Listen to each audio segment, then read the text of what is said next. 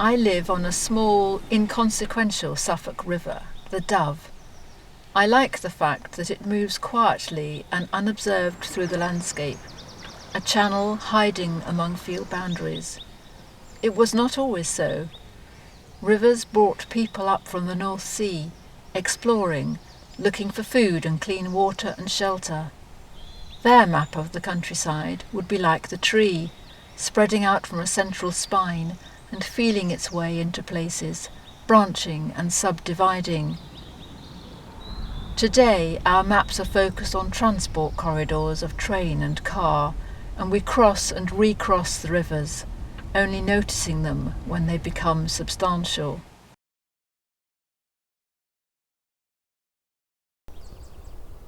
The chief and only town in the Dove is Eye.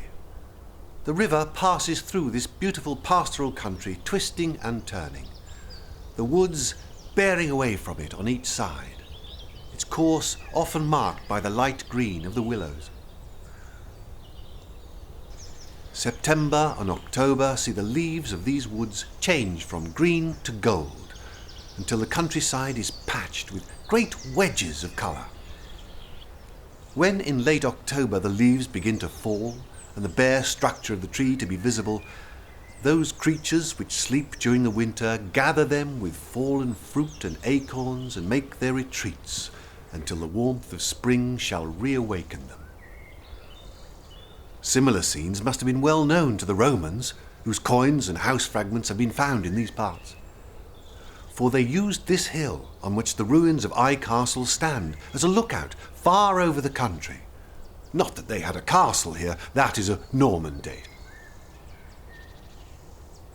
The ruin still protrudes itself into the atmosphere of the town, seen from various angles between houses and clearly from beside the Tudor house at the foot of the mound.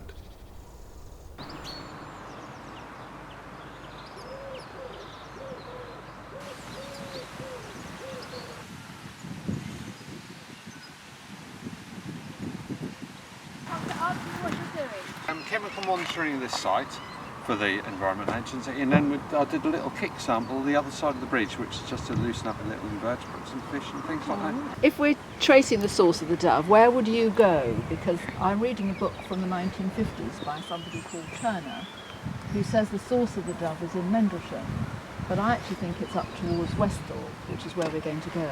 I don't know whether as you have a view on where the official source is. No, because Mendlesham, basically you've got one side it flows into the Gipping and all the troops will go into the Gipping, and the other side will be ultimately the Waveney. So you read into that what you will. It's down to you where you would think the actual original original spring source is. You're in the right area, I would say. That side, the Mendlesham.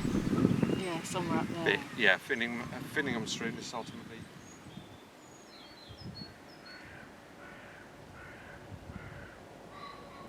All of these streams pass deeply into the countryside, into places strangers do not come to in winter, beneath little bridges, visited only by road workers.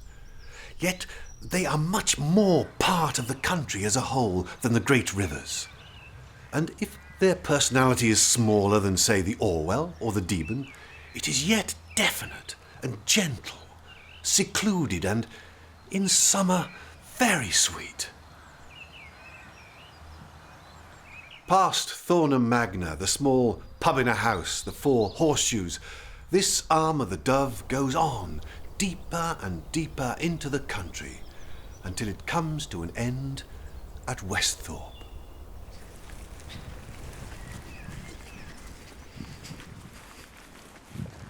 There it is, the little Dove. It's a very small stream, insignificant. So, it's probably too windy to speak this up, but what makes you think this is the source of the river? We want to try and get us near to what might be the first springing of the water. Right. And on the map, this line is showing us making its way to a moat. And moats are quite often on springs, and so could be the source of. The Dove is born on a clayland plain in the heart of Suffolk. Its headwaters thread out from farmland ditches in Mendlesham, Westhorpe and Cotton. Sometimes you can find a source in a moat. More often, water just seeps into the land. This could be the infant dove. Very overgrown. There is a moat in there and there's a reed bed. This looks quite promising. It's a little enclosure, isn't it? Just a piece of quiet. That's the church where we started, and we walked down to that point where we saw the sentinel oak. Then we've walked along the river and we've just crossed over a little bridge, and there is what is quite a large pond next to the moat from which the river seems to be coming. So I think this is the source of the Dove. The contender would be this little watershed here, which flows down and joins the Dove in, or goes into that moat. But I think it's here. Well, that seems to be seeping out of this piece of land that contains the pond. Yeah. So that must be seeping out from the spring-fed source.